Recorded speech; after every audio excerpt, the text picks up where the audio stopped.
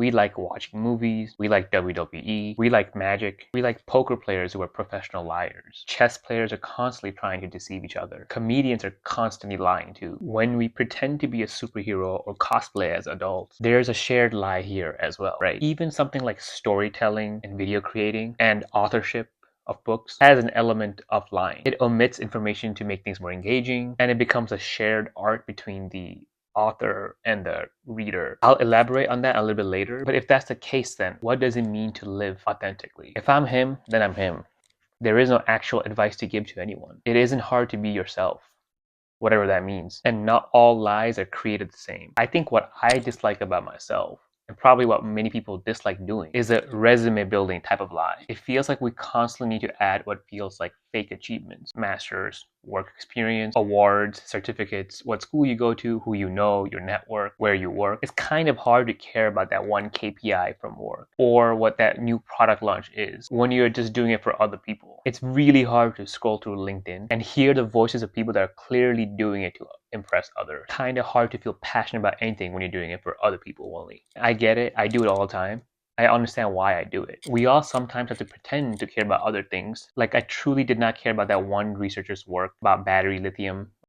I don't really think I cared about that one art in the museum that I pretended to care about. I just wanted to look deep while doing it. I don't like this one dance that my friend made me do, but I pretended to like it. In all these cases, am I lying? I actually don't think so. I think I'm only lying in these cases if I don't understand its roots and its potential. For example, when Master Oogway pointed at Po and said he was a dragon warrior, was he lying? Nah, from my perspective, he really wasn't. So what does it mean to lie? If I was to really break down those early experiences that I talked about, I think it would come down to this. I did not necessarily care about that PI and his battery technology, but I did care about his work and his team and my team's desire to help him. And I valued his effort. I definitely did not care about that specific art in the museum, but I did value the theme of seeing things differently and appreciating beauty in other people's perspectives. So I wanted to understand. I did not necessarily care about that one dance I did with a friend, but I did value my connection with that friend. I valued learning something that I didn't initially want and seeing the beauty in just creating something together. In the moment, it felt like a lie because I hadn't seen the thematic importance of it. I hadn't clearly seen that one event is actually a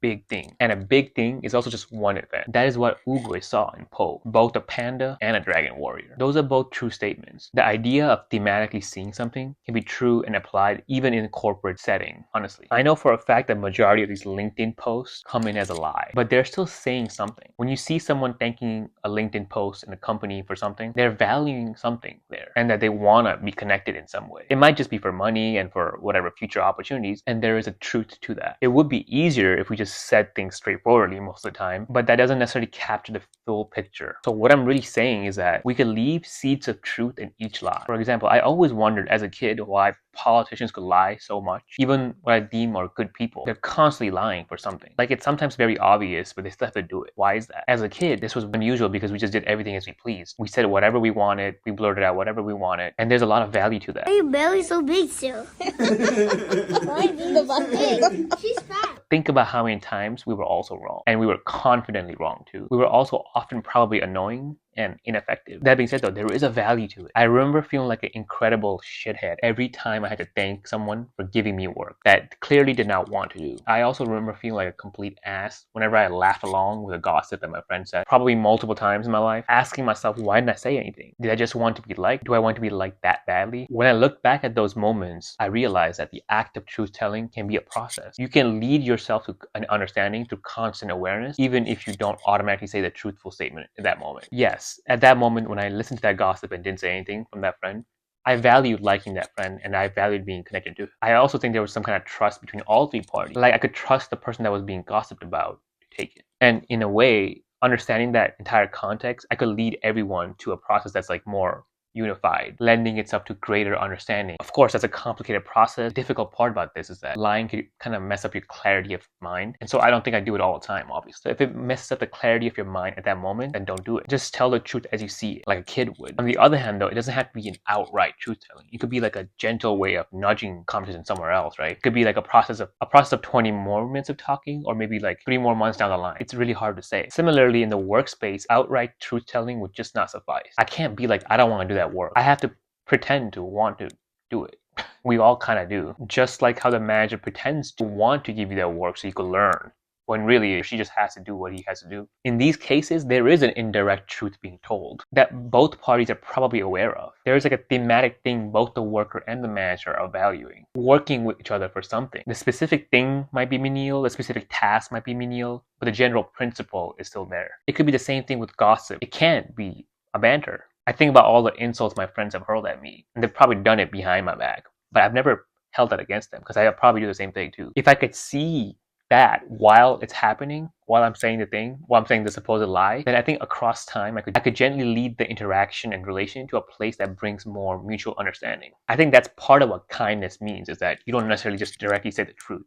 You lead people to the truth, including yourself. Would I lie to save someone's life? To save my life? Yeah, probably, definitely. Of course, it depends on the circumstance and the scenario and the type of lie. But it's almost always certainly yes. In that moment, it doesn't mean I change my belief. My clarity of mind is still the same. I would certainly lie and say this book doesn't exist to save a life, even though I don't believe that. But within that context, it's fine, I think. Now I want to go back to the earlier concept I talked about, the shared lies that we all accept in some sense for entertainment. Writing for an audience could drive people mad. Sometimes when I write these scripts or talk about these ideas, I think about people that I'm writing for. And I imagine that the authors that started out completely unknown fan base, or very small fan base at least, had a great passion for just saying what they wanted. But as the audience increased, that story might change a lot. For example, George R.R. Martin, when he first started out the Game of Thrones series, was a very small time author, had a very niche fan base, and he had a strong idea where the story should go. However, his fan base clearly grew a lot over the years with Game of Thrones exploding in TV. Things clearly changed for him. That's why Winds of Winter has taken so long. There were hundreds of fan theories. Some were amazing, some were okay. Some made sense. And he wants to keep the authenticity of his story. But it's impossible because it's already in relation with his audience. And I think ignoring that is what caused, for example, the TV showrunners to mess up the ending. The TV showrunners changed like random aspects of the story that they had set up just to be contrarian, right? And they rushed things. They did a lot of things that are probably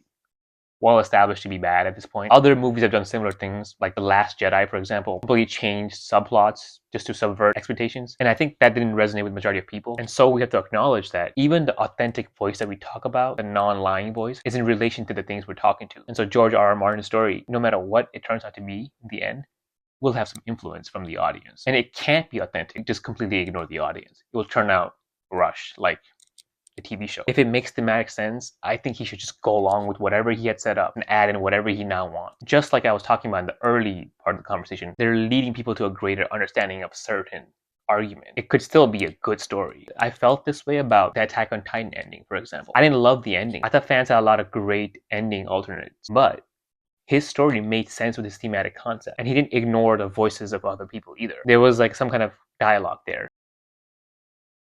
Things didn't come out of nowhere like in the Game of Thrones ending or in The Last Jedi. So I do think we think of storytelling as a shared lie, but there's an authenticity in that relationship with the audience. The Vagabond author, in a way, lives in this connectivity, and that's why his stories are always so great. His story, Slam Dunk, inspired other people, and other people grew up and inspired his story again. And that relationship kept the story fresh, and it kept it growing. I'm still waiting for that ending for the Vagabond series, please. It's kind of difficult to explain what I'm saying, but basically not saying exactly what we believe in the moment doesn't necessarily make us liars, in my opinion. What does make us liars? I think if we do it all the time with no intention of planting seeds that help us uncover greater truths and greater understanding, then we're probably crossing that line. That being said though, because I didn't see this originally, I think the drive to be authentic and truthful all the time used to drive me mad. That's because I saw it as a stagnant process. We do value people saying it as it is. For example, like Anthony Edwards. That being said though, it's not always possible, and even in those cases, he's probably still saying things that he doesn't automatically believe, like to motivate his teammates and not create like rifts in teams and stuff like that. That's what I mean. Truth telling is not a stagnant process. Words and intention, kind of like seeds, they change and grow. When I compliment a kid's shitty ass artwork, I am lying in a sense. But at the same time, I'm also valuing that person's potential and creativity, and there is a seed of greatness there. But thematically, it still holds true. So yeah, when I say it out loud, oh kid, that art is fantastic, what I'm really saying is that, oh kid, art is fantastic for you and you have so much potential. I'm not gonna say that out loud right there, but it's true. There is magic in there, no matter how shitty something is. And that's kind of how growth mindset works too. Complimenting effort is probably a better idea than complimenting the actual result. And so I could probably be more mindful of things like that to say the most accurate statements possible. Sometimes when I play sports like basketball, it feels like it's life and death. And sometimes when fighters and soldiers have described their fight, when it was life and death, they've experienced it as play. That isn't really a lie. None of those things are really a lie. Even though in the face value it seems like a weird thing to say, it just shows that the conversation, storytelling, and our relation to the thing makes up a lot of what truth means. So it's not always clear what we say moment to moment. We just kind of do it. Authenticity is all we have. We don't need to necessarily try to do it. I think if we just see things as we're saying it, then we could probably establish a bigger picture in the process. And to see the connection of all things, even when we say something that's like clearly probably not true. Like, I really don't want to do that work. I really don't like your art at this time. And I really don't like that cooking or whatever. There is still a bigger picture and there's still a connection to be had. In this manner, we can reframe everything. Redemption, confession, lying, truth-telling. It could all happen in that one single moment already, which is both weird and really cool to me. I hope that made sense.